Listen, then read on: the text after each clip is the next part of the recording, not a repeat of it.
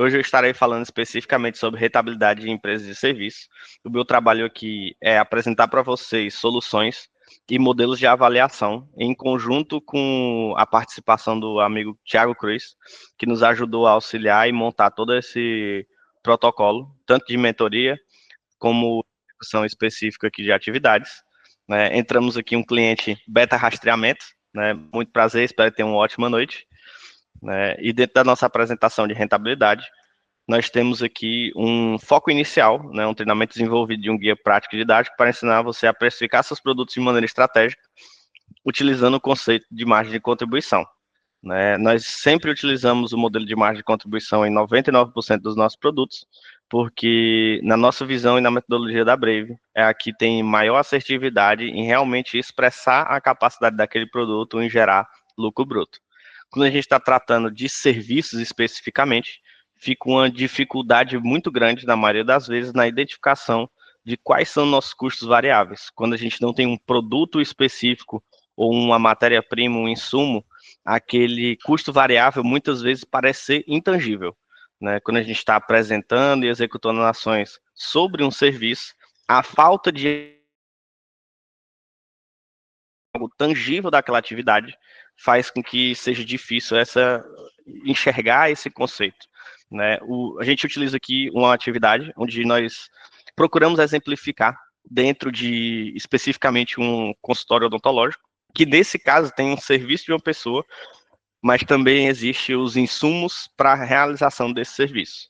Quando a gente fala especificamente de outros serviços que têm bens bem mais intangíveis, fica muitas vezes difícil da gente enxergar.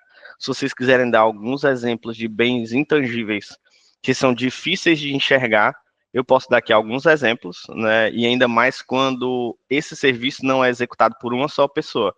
O exemplo que é citado aqui é quando uma pessoa executa esse serviço, mas muitas vezes nós temos a execução de mais uma pessoa sobre a atividade que está sendo executada. Um exemplo bem claro sobre essa movimentação é quando nós falamos sobre empresas de tecnologia. Muitas empresas de tecnologia vendem um serviço, onde o serviço executado, em grande parte, não tem mais a responsabilidade do time de desenvolvimento. Né? Eles desenvolveram um sistema e eles fazem a manutenção. O custo que a gente consegue avaliar desse sistema, muitas vezes é o tempo histórico que foi gasto para montar aquele produto, mas eu não consigo mais avaliar essa execução de forma prática. Então a gente transforma esse custo que seria variável, porque foi o tempo de desenvolvimento do sistema, em um custo fixo. Eu estou exemplificando isso aqui antes da gente entrar nos conceitos básicos mesmo, para que a gente consiga primeiro identificar quais são os nossos custos variáveis reais, tá? O que seria, né, nesse processo inicial, a nossa margem de contribuição. Margem de contribuição é o valor específico que sobra do nosso receita menos o valor efetivo de custos para rodar ou executar o serviço alocado.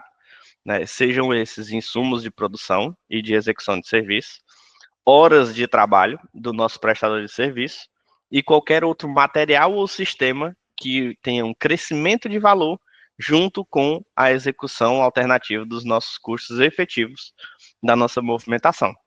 Espero que tenha ficado claro, né, especificamente, e isso aqui já é um caso sobre a apresentação de custos, ok? Eu vou estar utilizando aqui especificamente esses valores, né, para conseguir apresentar esse conceito base. Show?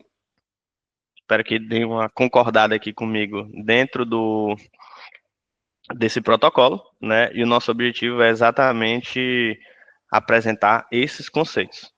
Eu vou trocar aqui só para ficar mais um caso, né? Deixa eu trocar aqui rapidinho. Vou pegar aqui e vai fechar rapidinho, pessoal, sem problemas. Vou apresentar outra tela, que essa aqui está travada para mim. Então eu preciso apresentar a outra.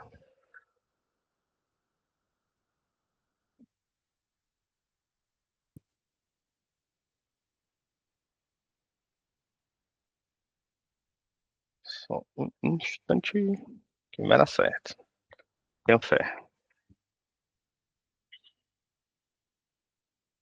Ver se está apresentando aí para vocês corretinho. Show? Perfeito? Sim, Thiago. Sim! Pronto. Então, o que especificamente nós estamos falando aqui sobre margem de contribuição? O Thiago me deu o toque aí, a gente já resolveu, né? O objetivo é que a gente faça essa execução na separação dos nossos custos, né? Entre custos fixos e custos variáveis. Nossa margem de contribuição é exatamente a receita menos esses custos variáveis, e o que sobra dessa margem de contribuição é o que a gente utiliza para gerar, para pagar nossas despesas fixas, para pagar nossas despesas não operacionais e também a que gera lucro líquido e operacional para a empresa. Então, essa definição e verificar o ponto de equilíbrio executado dentro dessa atividade é muito importante.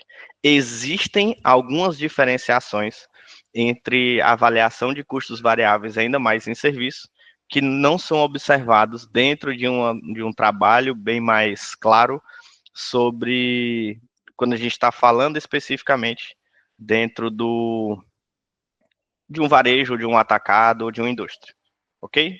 Espero que tenha ficado claro. Aqui a gente tem uma exemplificação clara, né, e bem reduzida. Esse material vai ficar disponível para todos vocês.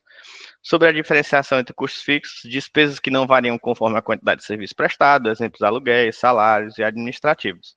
Eu gosto de citar também que a margem de contribuição não está aqui só para pagar nossas despesas fixas, ela é aquilo que vai gerar o lucro final da empresa. Então, o nosso objetivo, quando a gente fala sobre rentabilidade, é que a nossa execução alcance essa situação específica de dar lucro para a empresa. No fim das contas, né, tem uma frase de um professor meu antigo, né, da faculdade, que ele sempre disse que a única linha que importa de uma DRE é a última, que é a do lucro líquido.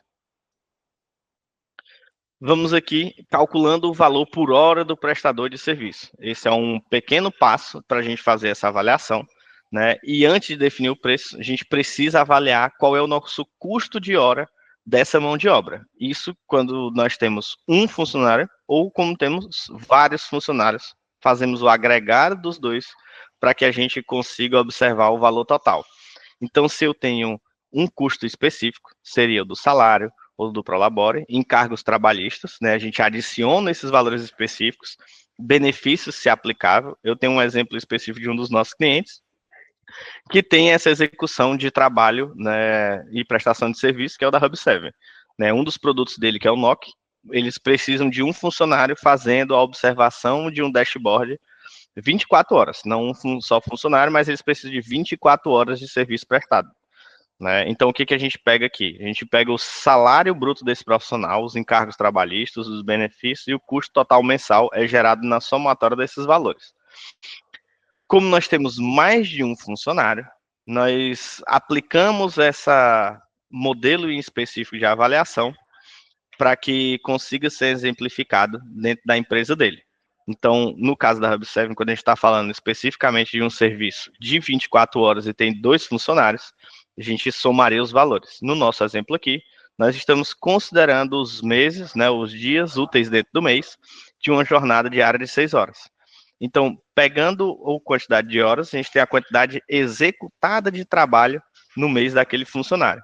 E a partir dessa quantidade de horas executadas, a gente consegue verificar o nosso custo total mensal e dividir pelas horas trabalhadas no mês. Isso daria para nós o custo por hora trabalhada desse funcionário. O Alan, que acabou de entrar aí no nosso Meet, né, também é uma empresa que presta um serviço de construção civil. Eu indiquei para ele a avaliação de alguns indicadores, dentro de alguns deles, né, quando a gente vai falar não só sobre precificação, mas sim sobre rentabilidade, a gente quer avaliar se a nossa receita por obra, né, ou receita por execução de serviço, está dentro de um patamar adequado. Quanto maior nossa rentabilidade de um serviço, maior a nossa margem de contribuição. Para serviço, a rentabilidade é muito próxima à margem de contribuição. Então, o que a gente está falando nesse cálculo de custo por hora? Esse cálculo é para a gente avaliar qual é o custo da hora do nosso funcionário. Então, se eu estava dando um exemplo da Hub7, que o funcionário, um funcionário não, né, mas o serviço é executado 24 horas, né, a gente precisa especificamente dessa separação dos valores que tem das atividades, tá? Então, se eles trabalham 24 horas, eu tenho 2 funcionários que executam 12 horas por dia, eu vou pegar essas 24 horas de trabalho e terei o meu custo de horas trabalhadas da execução do serviço desse funcionário.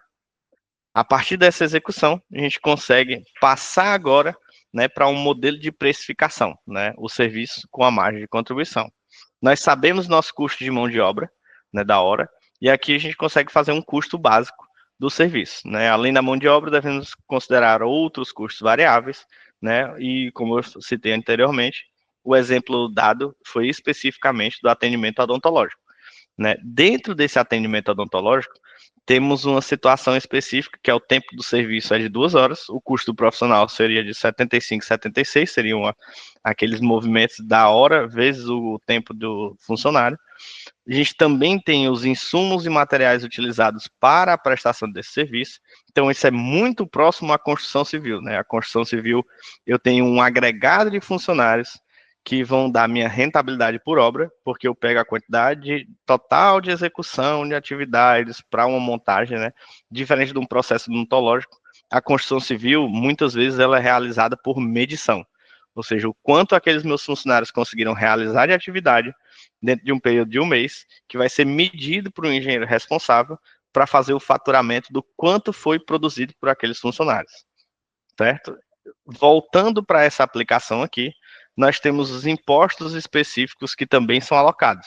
Na maioria dos serviços, a gente tem o ISS, PINS, COFINS, e dependendo do caso, a gente pode ter mais alguma taxa, né? Eu gosto, em alguns exemplos, e dependendo do segmento, porque serviços normalmente a gente tem um, um conceito específico, né, que até na construção civil, que vão ser muitos exemplos que eu vou dar, é muito comum, que seria o quê? Eu faço meu processo de construção e de execução de um serviço e eu faturo quando eu finalizo de realizar esse serviço ou eu faço a minha medição. Isso gera na empresa um ciclo operacional muito prolongado, onde eu começo a executar uma obra muito antes de eu faturar e bem antes mesmo de eu começar a receber esse valor efetivo da medição e da execução da obra. Então, muitas vezes, para eu calcular minha rentabilidade, se eu tiver um processo financeiro para sustentar essa execução inicial, ou por muitas vezes para sustentar esse processo prolongado de construção, eu normalmente reduzo ou aumento do meu custo variável, né, esse valor efetivo da minha antecipação de recebível ou do meu empréstimo com garantia ou com carência, para que eu consiga arcar com os custos de execução desse serviço. Então, quando a gente está falando aqui sobre só impostos, eu não adiciono só esse valor de imposto, eu tento verificar se na maioria do meu serviço, devido ao meu longo tempo de ciclo operacional e ciclo financeiro para recebimento desses valores, eu tenho algum custo financeiro para a execução do mesmo. Então, eu adiciono aqui também esse valor específico de proporção, né? Determinando o preço com margem de contribuição desejada, né? O que a gente quer muitas vezes, e aí podemos buscar benchmarks de mercados, dependendo da sua tratativa de qual segmento de serviço você está realizando, tem um benchmark específico de margem de contribuição. Se não tiver de margem de contribuição, a dica que eu dou é que procurem por lucro bruto. Muitas vezes esse valor está bem próximo, tá? A fórmula para fazer essa atividade é que o preço do serviço é meu custo total, aquele que achou anteriormente aqui, tá? Dividido por 1 menos minha margem de contribuição.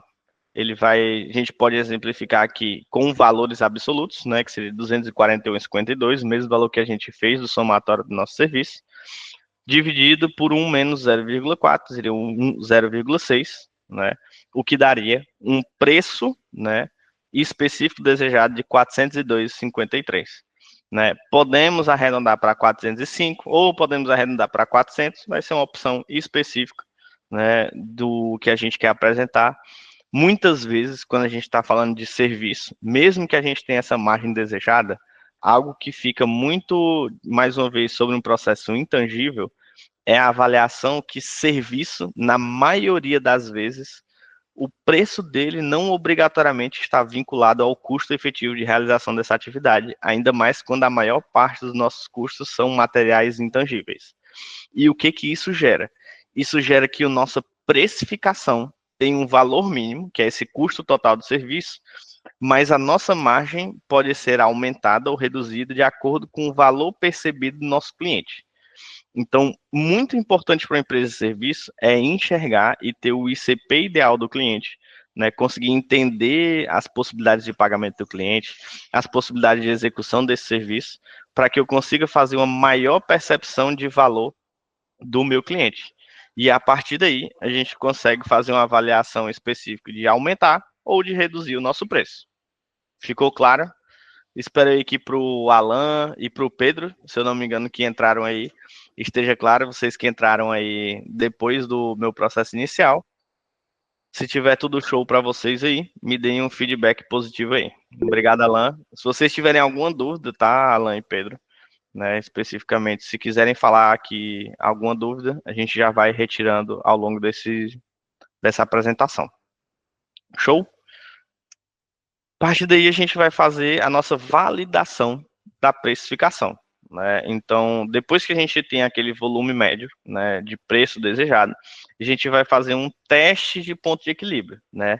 Ou seja, a gente precisa verificar depois daquele processo inicial de quanto custa o nosso preço, o quanto a gente precisa vender de serviços e prestar de serviços para que a gente alcance nosso ponto de equilíbrio e ficar pelo menos no 0 a 0, e depois eu mostro algumas formas da gente avaliar como a gente consegue gerar lucro e fazer esse cálculo do quanto a gente precisa executar para ter resultado. Show? O ponto de equilíbrio indica quantos serviços terem que ser executados para que a gente cubra o nosso custo fixo. Então, a partir do nosso ponto de equilíbrio, todas as vendas depois desse processo são resultado de lucro, muito provavelmente bruto. Depois que a gente paga nossas despesas não operacionais e financeiras, é que a gente consegue avaliar nosso lucro líquido, né? O ponto de equilíbrio, o cálculo, eu já demonstrei para o Alan e para o Pedro, mais de uma vez, que seriam os nossos custos fixos divididos pela nossa margem de contribuição por serviço. Esse cálculo é igual para serviço, como para varejo, como para atacado e como para indústria. Tá? Essa base aqui de ponto de equilíbrio, o cálculo é sempre igual. Né? Os custos fixos mensais, que é do exemplo que a gente quer dar aqui, a gente está imaginando que seria de 15 mil para uma clínica, né, pequena, odontológica. E temos uma margem de contribuição por serviço, né, que seria o nosso preço desejado, menos o nosso valor efetivo de custo total da execução do serviço, o que daria uma margem de 163,48. Né? O nosso ponto de equilíbrio seria a divisão desses valores absolutos para sabermos a quantidade total de atendimentos que precisam ser realizados para trazer um 0 a 0 na nossa atividade. Ok? Ficou claro? Esse cálculo de 92 atendimentos, a gente já consegue fazer algumas outras avaliações que muitas empresas não entendem muito bem como realizar isso. E quando eu quero falar só de precificação, eu quero tratar de rentabilidade também. Então, para esse caso, o meu ponto de equilíbrio são de 92 atendimentos no mês. Mas eu não posso só digamos assim, me fechar nesse trabalho de ter 92, eu preciso de mais. Porém, existe algo em serviço que é a volumetria de serviço executado. Né? Digamos aqui nesse momento que eu tenho 92 atendimentos no mês, e cada atendimento desse para mim custam 2 horas para executar. Então eu tenho uma limitação de tempo do quanto eu consigo realizar em um mês. Né? Se eu tenho 92 dividido por 2, seria a quantidade de horas para executar cada atendimento, eu teria 46 horas de atendimento, né? 46 atendimentos, né, que seriam executados dentro desse período. E o que acontece? Eu preciso verificar se eu tenho capacidade de quantidade de funcionários que pode executar esse serviço. Então, a grande realidade é que eu teria essas 92 horas, né, 92 atendimentos que gerariam 184 horas mensais de execução de trabalho. E aí eu preciso saber, o meu funcionário tem 184 horas mensais de execução de serviço disponível? né? Essa é a primeira pergunta que a gente tem que fazer quando a gente está avaliando a nossa volumetria de execução. Se o meu funcionário não tem essas 140, 184 horas de disponibilidade de horas para executar esse serviço, eu já tenho que converter e aumentar o meu custo total efetivo. Por quê? Porque eu preciso de mais funcionários para executar um serviço, né? Então, essa avaliação, ela está muito... Por isso que eu disse que é um custo... Quando eu estou fazendo essa margem de contribuição, ela está bem simplificada. Mas eu tenho que imaginar sempre que minha capacidade produtiva está dentro de salários e despesas fixas, que são uma movimentação de salário total da empresa. Porque quanto mais atendimentos eu faço, mais funcionários eu preciso para que eu consiga ter volumetria de atendimento para executar todas essas atividades. Eu espero que tenha ficado claro essa minha pontuação sobre capacidade de atendimento e margem de contribuição. Alguém tem alguma dúvida sobre isso? Até os meninos, se tiver ficado um pouco mais, né, assim, não tangível essa explicação, que vocês me dêem um feedback para que eu possa dar mais exemplos.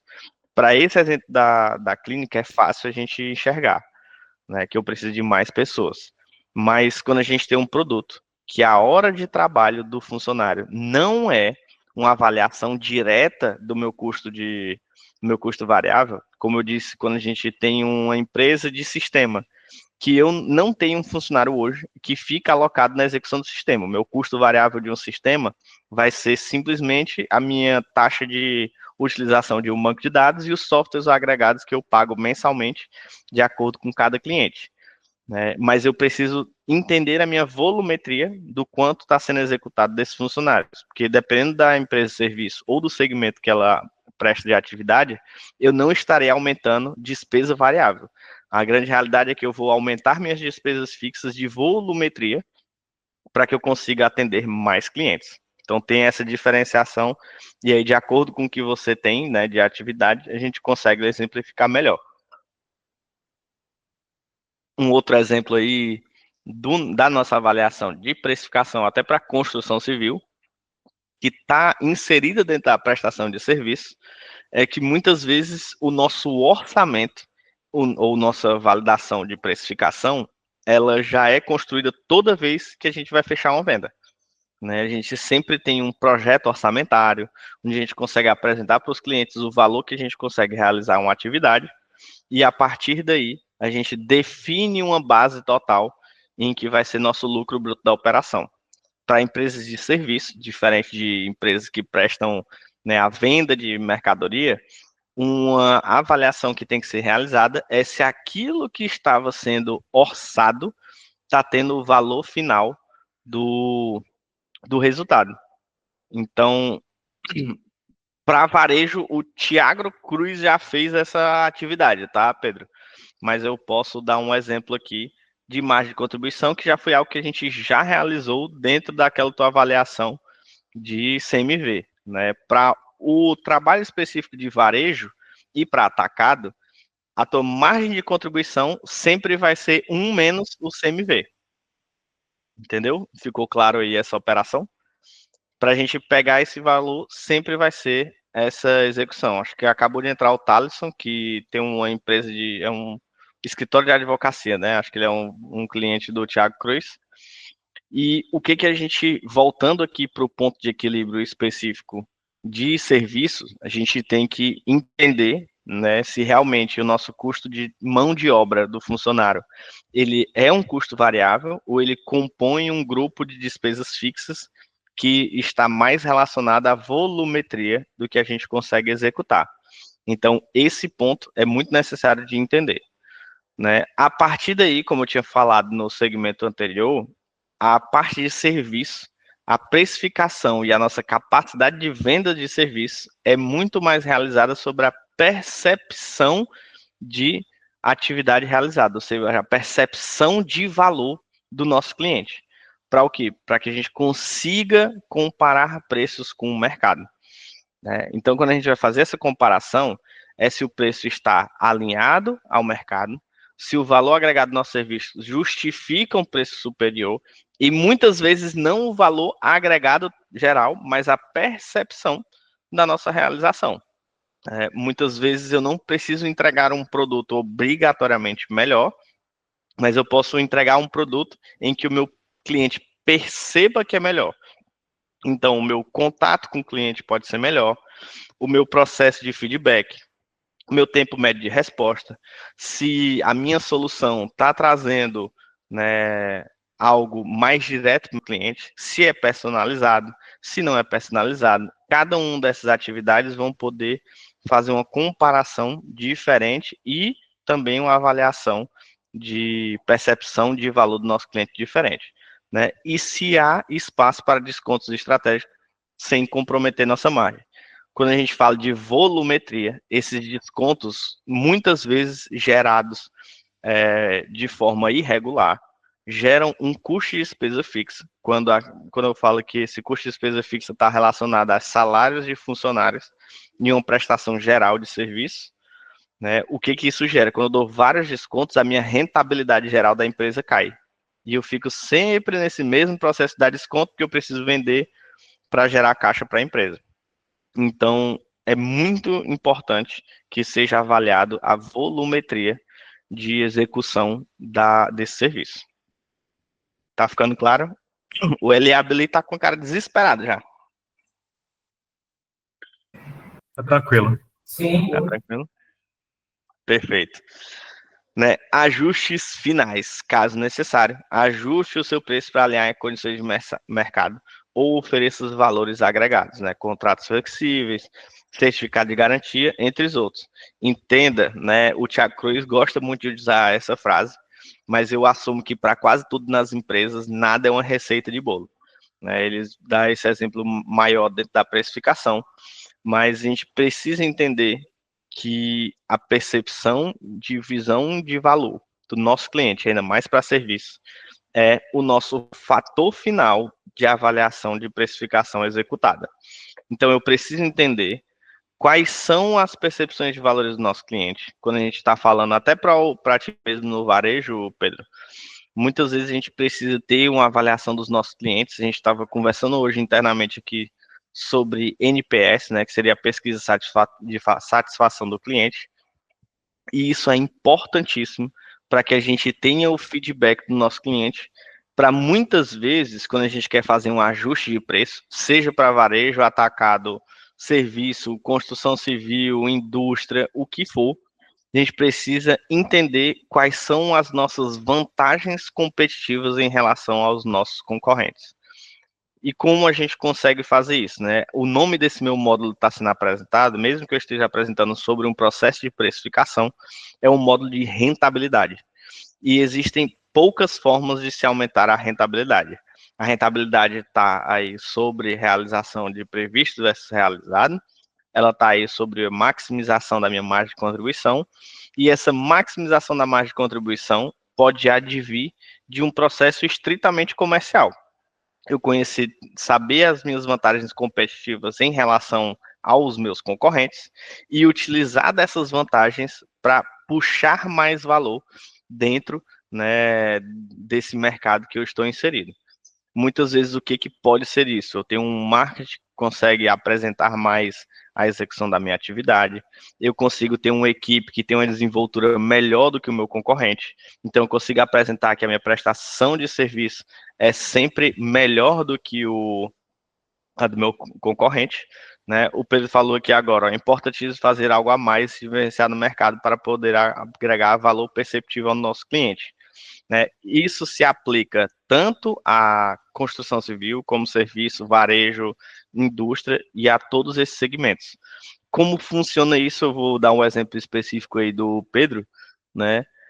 Eu estava conversando, foi na sexta-feira passada, com um dos meus clientes, que é uma distribuidora, né? Diferente do Pedro que trabalha com carnes, ele trabalha mais com itens importados de valor agregado reduzido, mas ele consegue aumentar especificamente o valor dele, a precificação. Por quê? Qual é a vantagem competitiva dele em relação aos outros do mesmo ambiente, tá? A empresa é de Manaus, que existe uma grande irregularidade de distribuição de mercadorias, e ele tem um estoque, vamos dizer assim, grande em comparação aos concorrentes dele.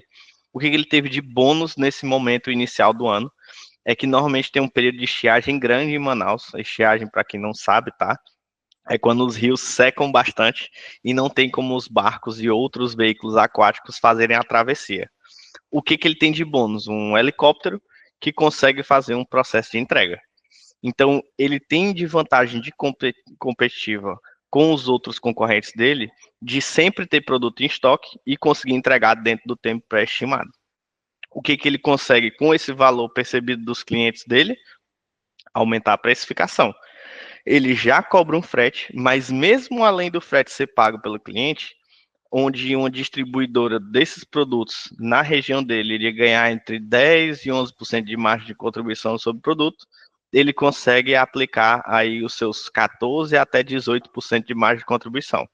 Então, além dele já conseguir arcar com o custo variável do helicóptero sobre o valor do frete, ele consegue aumentar a margem dele, mesmo na execução do mesmo serviço que as empresas na mesma região.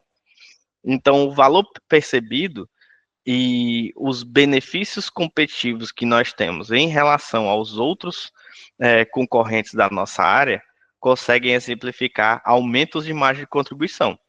O serviço é da mesma forma. Quando eu presto um serviço que eu tenho uma vantagem muitas vezes de tempo de execução, eu vou dar um exemplo claro aqui, até em outras atividades que a gente leva para casa na nossa vida pessoal. Eu, Thiago, né, tive que fazer um ajuste lá na pintura do meu apartamento e tinham duas pessoas que iam executar o mesmo serviço, a pintura do meu apartamento. Um disse para mim que ia realizar em 2 horas, o outro disse que ia realizar em 4. Né? Se a gente pegar só o custo de hora do funcionário, quem trabalhou 4 horas, teoricamente, teria mais custos. Mas o valor que seria cobrado por uma empresa que ia realizar a pintura em 2 horas foi maior do que a empresa que ia pintar em 4.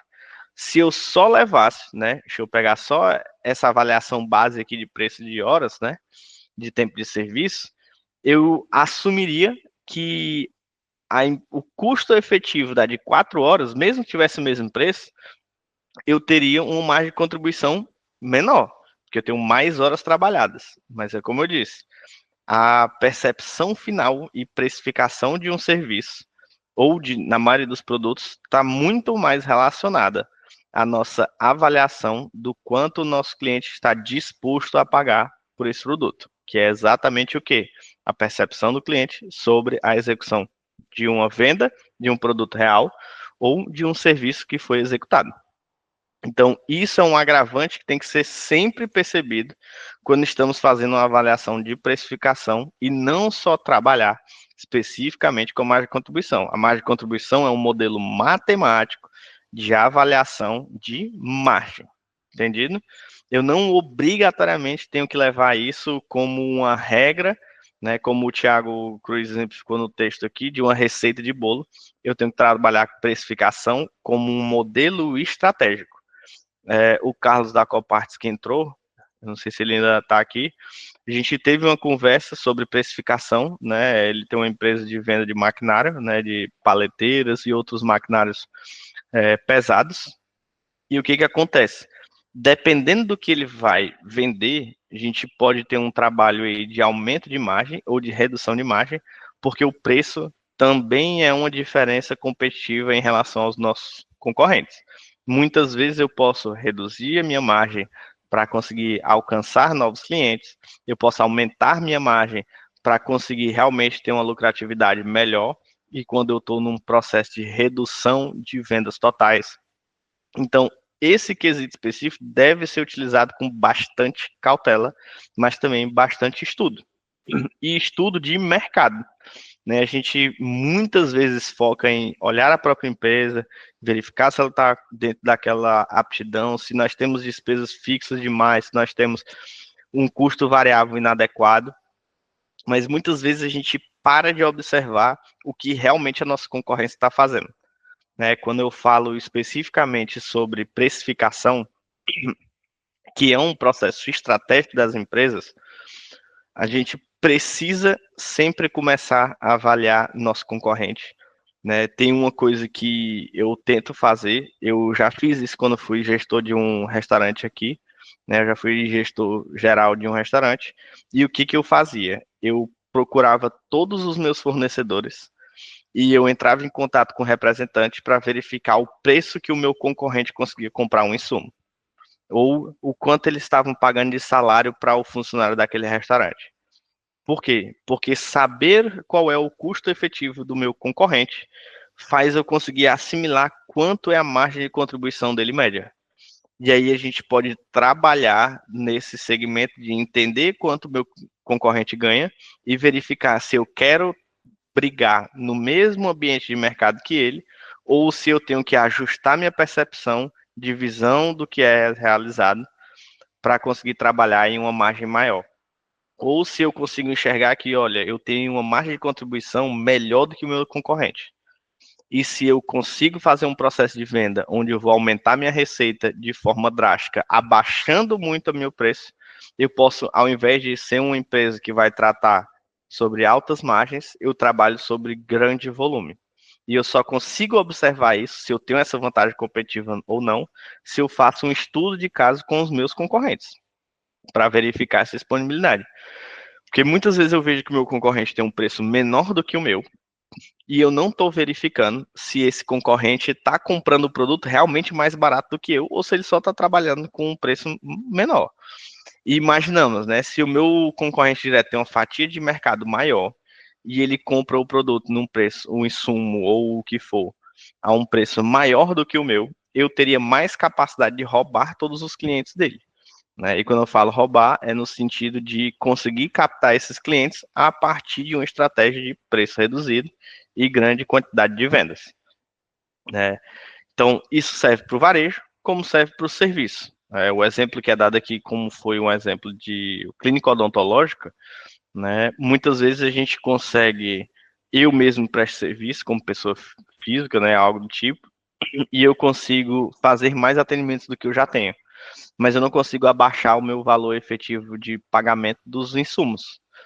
Mas se eu consigo contratar um terceiro que consegue realizar essa atividade dentro de uma faixa que reduziria o meu custo efetivo de produção, faz sentido eu contratar esse terceiro, fazer uma reprecificação, diminuindo o meu valor efetivo de realização da atividade ou da prestação desse serviço aqui, para que eu consiga ganhar essa vantagem competitiva. E muitas vezes eu tenho também uma redução no meu valor específico de material e insumo utilizado no serviço, quando eu tenho um bom relacionamento com o meu fornecedor. Né? Eu já exemplifiquei que nessa parte da minha aula, eu estou falando sobre rentabilidade e não só precificação. Eu trouxe o conteúdo da precificação porque rentabilidade está diretamente relacionada a isso. Mas o nosso objetivo é trazer mais lucro bruto e lucro líquido para a operação. Mesmo que a gente esteja falando no segmento de serviço, essas mesmas atividades conseguem ser executadas para todos os segmentos de execução empresarial. Né? O próprio Pedro aí pode dar vários exemplos de atividades que ele faz que trazem uma margem melhor ou que trazem margens menores, mas ele está conseguindo fazer uma volumetria de vendas maior. Então, essa comparação de mercado é importantíssima. Né? O que eu preciso, né? E um indicador efetivo que é importantíssimo para as empresas chegarem à avaliação de rentabilidade. Né? A rentabilidade ela é sempre uma avaliação de previsto versus realizado, ou custo efetivo de operação e qual é a nossa receita. Né? O que eu quero que vocês entendam aqui, e eu irei mandar um material complementar para vocês sobre isso. Né? Quando a gente fala, acho que o exemplo mais claro de verificar a rentabilidade é da construção civil. A construção civil existe um custo orçamentário, que é o que eu gerei, e a minha receita executada, e aquela receita que eu imaginava receber. Né? Vai depender muito. Às vezes a receita é travada na construção civil, às vezes nem tanto, depende das medições. Mas se minha receita for travada, o meu custo não é. Porque eu faço orçamento hoje, né, dia 26 de março, mas a minha obra vai durar um ano. E existe chance do cimento aumentar de preço, da areia aumentar de preço, da brita aumentar de preço, da cola, da tinta, do piso, do que for.